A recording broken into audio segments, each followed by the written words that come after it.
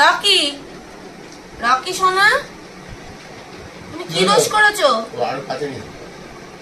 কি দোষটা কি করেছো যে এরকম ভাবে বসে আছো? কানটা এরকম কেন?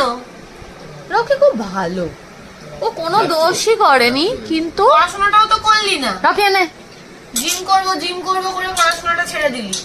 অ্যালেক্স কত করে বললো রকি পড়াশোনাটা চালিয়ে যা। বাবা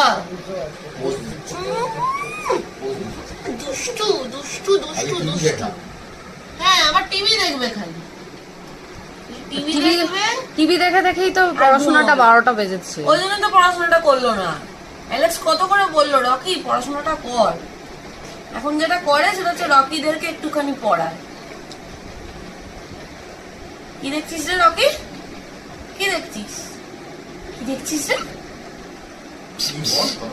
রকি সোনা, রকি রকি রকি, জোজোকে বকে দিবি তো। জোজোটা কিন্তু খুব দুষ্টুমি শুরু করেছে। রকি